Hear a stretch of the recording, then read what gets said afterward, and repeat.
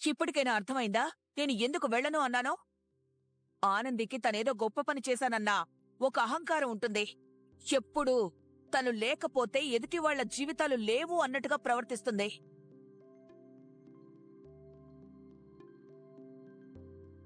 అలాంటి మనిషి కోసం నేను వెళ్ళాలా? హాస్పిటల్లో కనీసం నన్ను ఏమైనా అడిగిందా? నాతో ఏం మాట్లాడలేదు కదా. అత్తయ్య గారు, నన్ను క్షమించండానో నేను ఉంటాననో అలాంటిదేమీ అనలేదు కదా. అలాంటప్పుడు నేనెందుకు ఆ మనిషి గురించి ఆలోచించాలి? నేనెందుకు వెళ్ళాలి?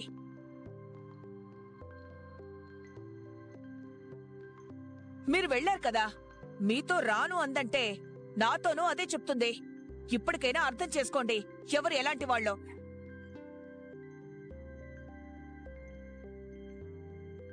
నాకు నా కొడుకు మీద కోపం ఉంది. కాని అది ఎలాంటి కోపం అంటే, ఆనంది మాయలో పడి వాడి జీవితాన్ని పాడు చేసుకుంటున్నాడు, వాడింకా దాంట్లో నుంచి బయటికి రావట్లేదనే కోపం నాది. వాడు మంచివాడండి, అందుకే ఆనంది లాంటి అమ్మాయి చేతిలో మోసపోతున్నాడు. అది వాడికి ఇప్పటికీ అర్థం కావట్లేదు.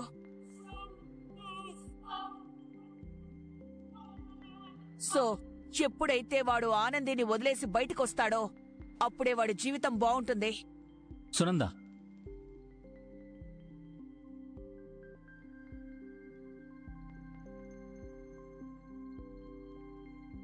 నువ్వు ఎన్నైనా చెప్పు, నేను విన్నా.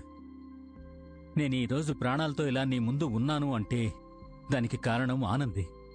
ఇది నిజం.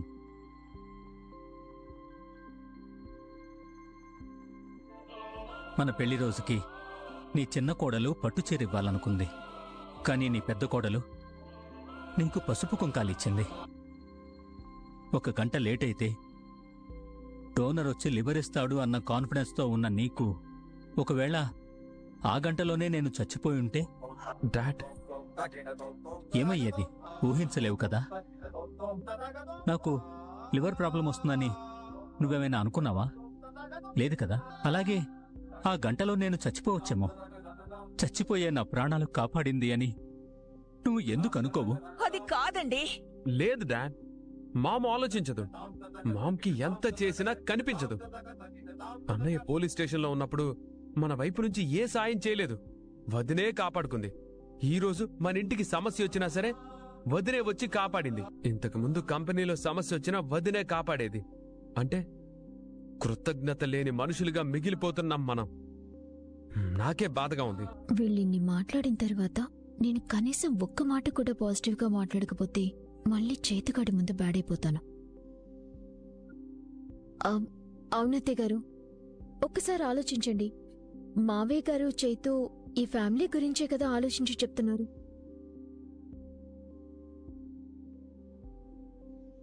అంటే నేనే మిమ్మల్ని వ్యతిరేకించట్లేదు. వీళ్ళు చెప్పేది కూడా ఒకసారి ఆలోచించండి అంటున్నాను. ప్లీజ్. జీవన, నువ్వు కూడా వీళ్ళలాగా మాట్లాడతావేంటి? నీకు ఈ మధ్య ఏదో అయింది.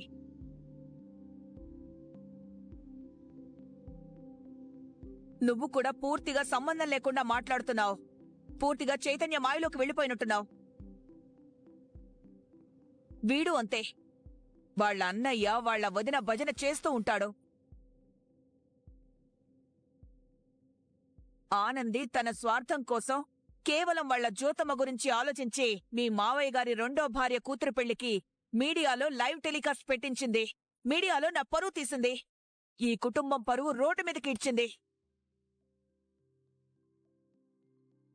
అలాంటి మనిషిని నేను నా కోడలిగా ఉండటానికి అర్హురాలు కాదు అని గెంటేస్తే, అర్హురాలు కాని మనిషి నాకు కావాలి, నువ్వు కాదు అని నా కొడుకు నన్ను కాదని బయటికి వెళ్లిపోయే స్టేజికి తీసుకొచ్చింది ఆనంది. నా కొడుకెప్పుడూ అమాయకుడే. వాడు మాయలో ఉన్నాడు. వాడు ఆ మాయలో ఉన్నంతకాలం అలాగే ఉంటాడు. వాడు అనుకోవడంలో తప్పులేదు. అలాంటి మనిషిని క్షమించమంటున్నారు. ఆ మనిషిని ఎందుకు క్షమించాలి? ఆ విషయం ఇంకా అలాగే ఉంది కదా. అందుకే నేను క్షమించను. సునంద, ఇవన్నీ కాదు సునంద. నాకు నా పెద్ద కొడుకు, నా పెద్ద కోడలు కావాలి.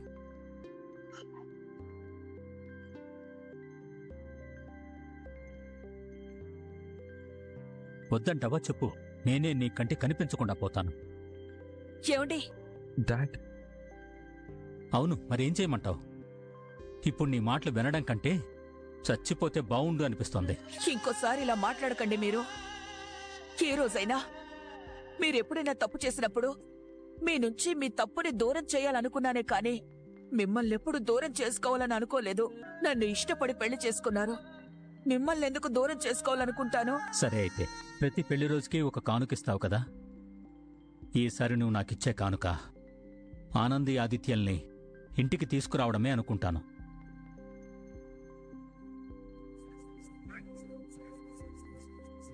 నువ్వు చేయగలవా? వాళ్ళని నువ్వు తీసుకొస్తావా లేదా?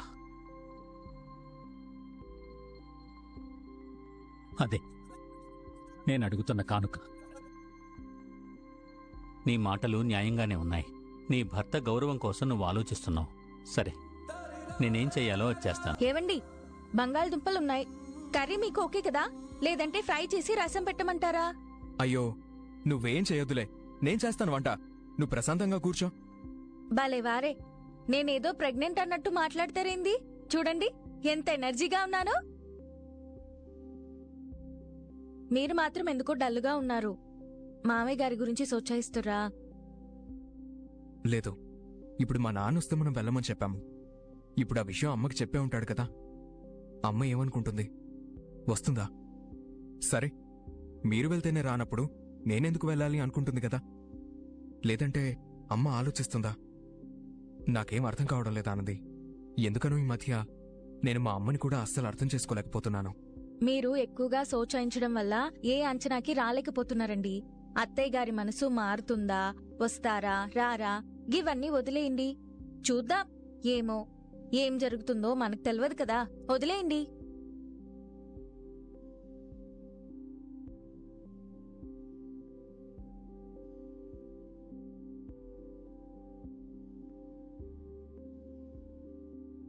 అమ్మా. అత్తయ్య గారు,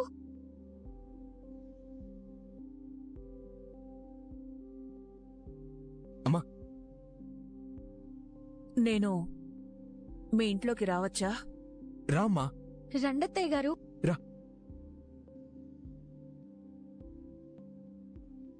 అమ్మా, రామ్మా. అత్తయ్య గారు, కూర్చోండి. లేదు, నేను కూర్చోడానికి రాలేదు, తీసుకెళ్లడానికొచ్చాను.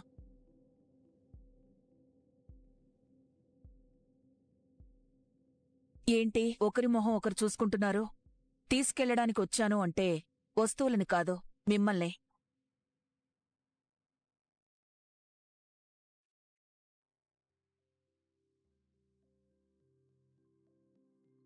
త్వరగా బయలుదేరండి, ఇంటికి వెళ్దాం. ఆ, అమ్మా. ఇంకేంట్రా? అది రేయ్, దేని గురించి ఆలోచిస్తున్నావు? నేనే వచ్చాను మిమ్మల్ని పిలవడానికి. అర్థం అవుతుందా మీకు? ఈ ఇల్లు ఎలా ఉంది? మీరు ఎలాంటి జీవితం బతుకుతున్నారు? ఇక చాలా, అది అయిపోయింది. గెలవాలనుకున్నావు, గెలిచావు. సొంతంగా పేరు సంపాదించుకోవాలనుకున్నావు, సంపాదించుకున్నావు. ఇక ఈ అజ్ఞాతవాసం చాలు, వెళ్దాం పద.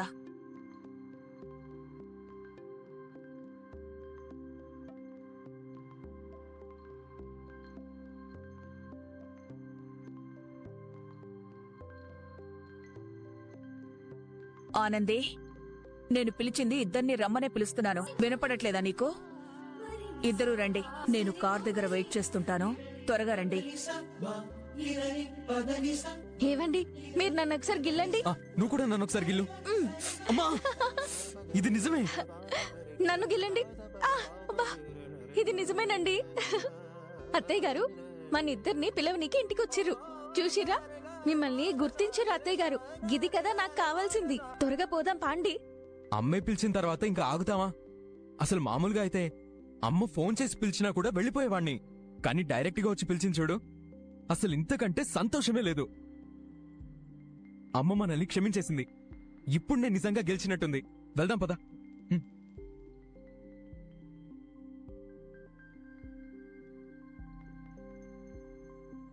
మావయ్య గారు ఎమోషనల్ గా బ్లాక్మెయిల్ చేశారు.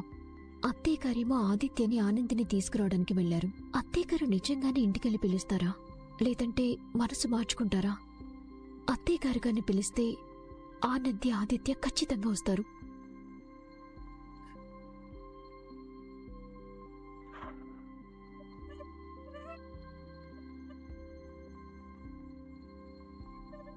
డాడ్, అన్నయ్య వాళ్ళు వచ్చేశారు.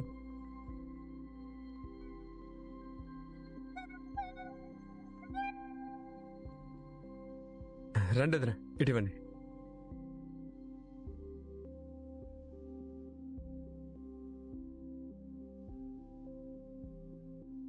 ఏంట్రా అలా చూస్తున్నారు? వెళ్దాం పదండి. పదానంది.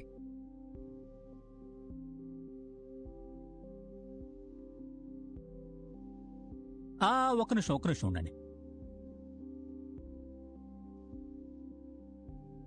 పార్వతమ్మా, త్వరగా హారతి తీసుకురా. డాడ్, పార్వతం ఎందుకు? జీవన ఉంది కదా. జీవన, నువ్వు వెళ్ళి హారతి తీసుకురా. అలాగే చేతు.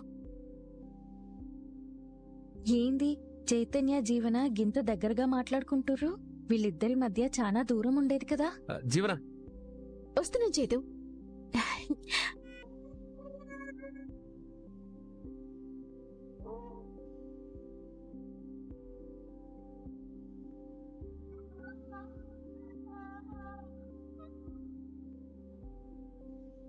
ఆది, పదండి.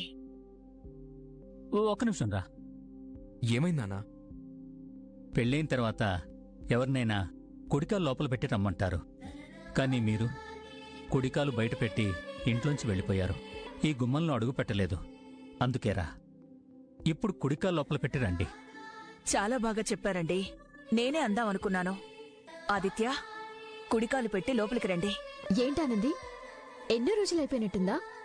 అవును జీవన. అత్తయ్యగారు, నేను మీకు థ్యాంక్స్ చెప్పాలి. బావగారు ఆనంది రావాలి అని మిమ్మల్ని ఎంతగానో ప్రాధేయపడ్డాను. ఒకసారైతే నన్ను తిట్టారు, ఇంకోసారి నా చెంప మీద కొట్టారు. ఏంది ఇన్ని చేసిందా? కాని నాకు ఇప్పటిక్కూడా ఆనంది బావగారు ఇంటికి రావాలని అనుకున్నాను. మొత్తానికి మీరే పిలిచారు. థ్యాంక్స్ అత్తయ్యగారు, నా మనసుని అర్థం చేసుకున్నారు. అవును జీవన, అప్పుడు నిన్ను కోపడ్డాను. తర్వాత నిన్ను అర్థం చేసుకున్నాను. అందుకే కదా నేను వెళ్ళి తీసుకొచ్చింది. ఏంది జీవన ఇంత మంచిగా మారిపోయిందా? వెల్కమ్ ఆనంది, నువ్వు రావటం నాకు చాలా సంతోషంగా ఉంది. థ్యాంక్స్ జీవన. వదినా, నేను కూడా జీవనకి థ్యాంక్స్ చెప్పాలి. తను మనుషుల్ని అర్థం చేసుకునే విధానానికి నేను ఆశ్చర్యపోతున్నాను. నాకు కూడా ఆశ్చర్యంగానే ఉంది. జీవన చాలా తపన పడింది వదిన మీ గురించి. తను మీరు రావాలని కోరుకుంది. రోజు బాధపడేది. ఏంది నేను వింటుంది జీవన గురించేనా? సరే, ఎక్కువగా మాట్లాడి వాళ్ళని ఇబ్బంది పెట్టకండి. ఆది, మీరు వెళ్ళి ఫ్రెష్ అప్ అవ్వండి. మీ రూమ్ అంతా క్లీన్ చేయించి పెట్టాను, మీరు వెళ్ళండి. ఆనంది పద. వదినా, ఇదిగో చిట్టిగాడు.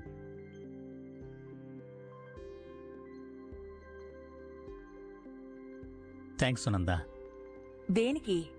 వాళ్ళని తీసుకొచ్చావు కదా. ఇప్పుడు ఎంత ఆనందంగా ఉందనుకుంటున్నావు నాకు? ఎంత బలంగా ఉందనుకుంటున్నావు నాకు? ఏమండి, మీరు మానసికంగా ఎంతో బలంగా ఉండొచ్చు కానీ శారీరకంగా బలహీనంగా ఉన్నారు. ప్లీజ్, మీరు ఎక్కువసేపు నిలబడకూడదు. కూర్చోండి. అవును డాడ్, మీకు రెస్ట్ కావాలి. ఇలా రండి.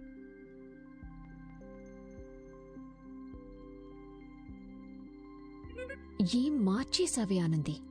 ఒక్క ఆపరేషన్తో నేను కట్టుకున్న కలల సామ్రాజ్యాన్ని మొత్తం కూల్చిపడేశావు. కంగారు పడకు, నువ్వు ఇంట్లోకి అడుగుపెట్టగలిగావు కాని సంతోషంగా ఉండలేవు.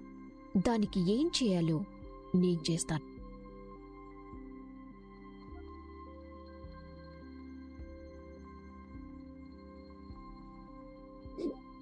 ఎన్నాళ్ళవుతుందండి ఈ గదిలో అడుగుపెట్టి?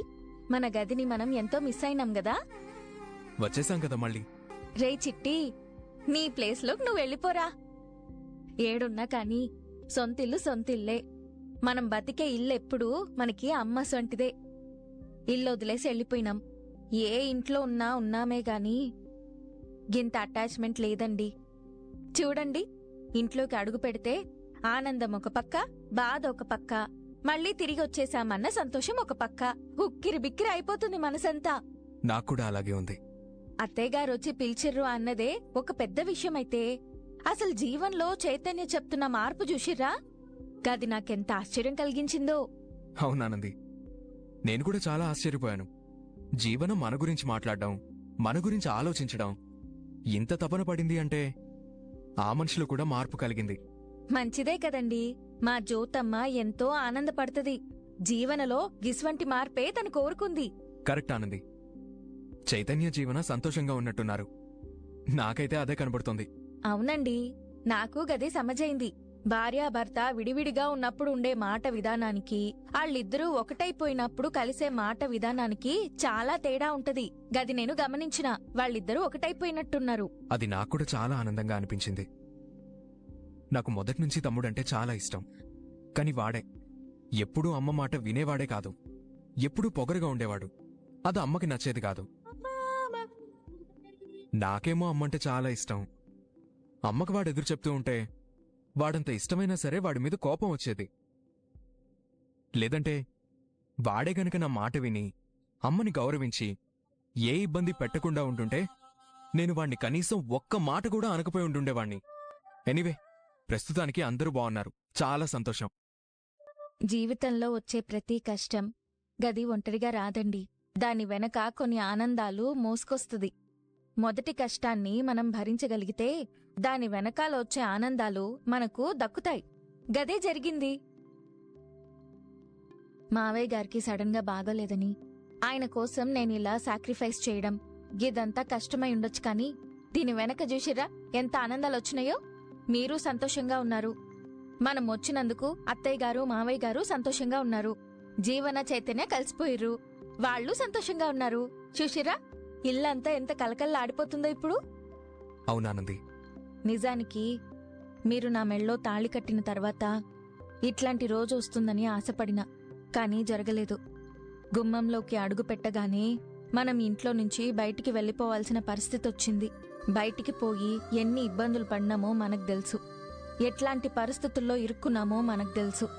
అయినా సరే యాడా మనం ధైర్యం కోల్పోకుండా మీరు సునంద గారి కొడుకు అని నిరూపించుకుని మళ్ళా ఈ ఇంట్లో అడుగుపెట్టిర్రు. గది నాకు సంతోషంగా ఉంది. లేదానంది, కొడుకెంత గొప్పవాడైనా అమ్మని గెలవలేడు. అమ్మ మనసుని మాత్రమే గెలుచుకున్నాను. నేను అమ్మ మీద గెలవలేదు. మీది ఎంత మంచి మనసో చూసిర్రా. అమ్మ మీద మీకున్న ప్రేమని చూస్తుంటే మా అమ్మ మీద నాకున్న ప్రేమ గుర్తొస్తుంది ఇప్పుడు. మనిద్దరం ఒకలాంటి వాళ్ళమే ఆనంది. అందుకే దేవుడు మనల్ని ఒకటి చేశాడు. మనం ఇట్లనే ఉండాలని కోరుకుంటున్నానండి. ఖచ్చితంగా ఉంటాం.